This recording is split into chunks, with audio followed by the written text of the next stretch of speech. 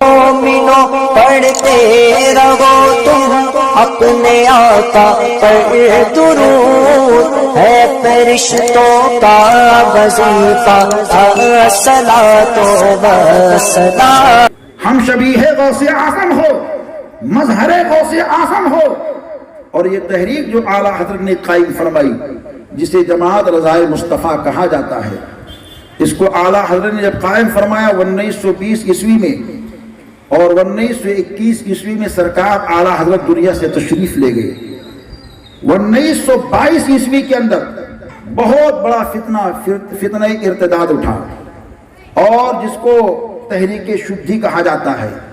اس تحریک کے ذریعے سے، منظم پلان کے ذریعے سے جو لوگ اسلام میں داخل ہو گئے تھے ان کو دوسرے دھرم میں واپس لے جایا جا رہا تھا، یہاں تک کہ آگرہ، یو پی کا علاقہ اور راجستھان کے کچھ علاقے اور بھی اطراف و اکناف کے بہت سارے علاقے ایسے تھے جو اس کی مار میں آ چکے تھے، اور تقریباً 8 لاکھ مسلمان ایسے تھے جو اپنے دین اور دھرم کو تبدیل کر کے غیر مسلموں کے دھرم میں جانا چاہتے تھے۔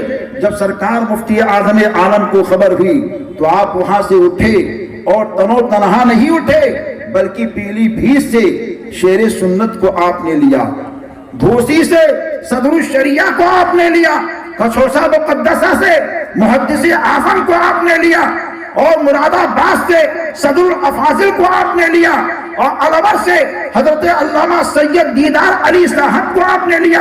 ان سارے شخصیات کو جمع کیا اور آگرہ کے علاقے میں پہنچ گئے۔ کون پہنچے؟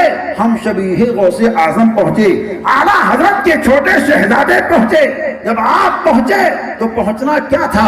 8 لاکھ لوگوں کے ایمان کو بچانا ہے، اور اس کے بعد میں ان کو ارتداد سے روکنا ہے۔ وہ سارے لوگ تیار ہیں، آگ پورے شباب پر ہے، آگ جلایا گیا ہے، اور اسی ہون کے موقع پر یہ کہلوایا جانا تھا کہ یہ لوگ اپنے مذہب سے دور ہو کر کے ہمارے مذہب کو قبول کرنے والے ہیں۔ اس دھرم کا جو گرو تھا پنڈت، وہ بالکل چوکی پر تختے پر بیٹھا ہوا تھا، اور ایسے حال کے اندر حضور محدث اعظم ہند دعا دے رہے ہیں، اور سارے لوگ دعا دے رہے ہیں۔ اعلیٰ حضرت کا بیٹا جلال میں آیا اور سب کی بھیڑ کو چیرتے چیرتے آگے بڑھا۔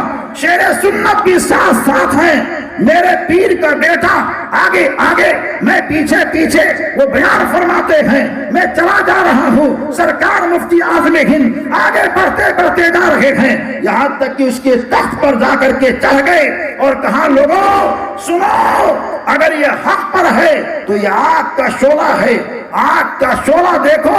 اتنا مفتی اعظم ہند نے کہا۔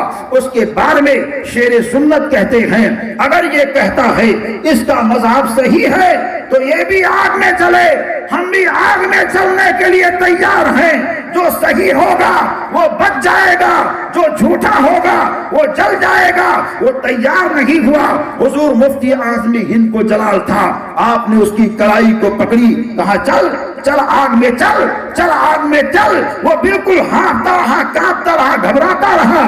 8 لاکھ لوگوں میں جو مکھیا تھے، جو ان لوگوں کو لے کر کے آئے تھے، وہ لوگ اسٹیج کی جانب بڑھے، تخت کے پاس آ کر کے کہتے ہیں مولوی صاحب ہم جان گئے یہ بالکل جھوٹا ہے، اس کا مذہب جھوٹا ہے، ہم آپ کو گواہ بناتے ہیں، آپ جو پڑھانا چاہتے ہیں پڑھاؤ، ہم واپس اسلام میں آنا چاہتے ہیں۔ سرکار مفتی اعظم ہند نے وہی کلمہ طیبہ کو پڑھایا، اور شیر سنت نے وہاں فصاحت و بلاغت میں خطاب کیا، اور بد مذہبوں کی کفار و مشرکین کی تردید فرمائی، اور آپ نے بہترین طور پر اعلیٰ حضرت کا لکھا ہوا کلام ناز شریف کو پڑھا اور دعا ہوئی۔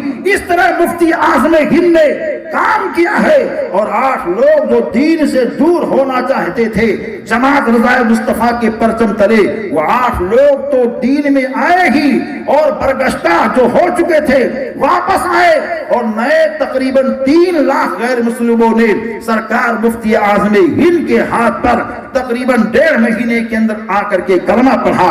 یہ سرکار مفتی اعظم ہند ہے جن کی کاوشیں اور جن کی محنتوں کا یہ عالم ہے، وہ کوئی عام نہیں ہوتا ہے، وہ حقیقت میں سنیوں کے دلوں کا امام ہوتا ہے۔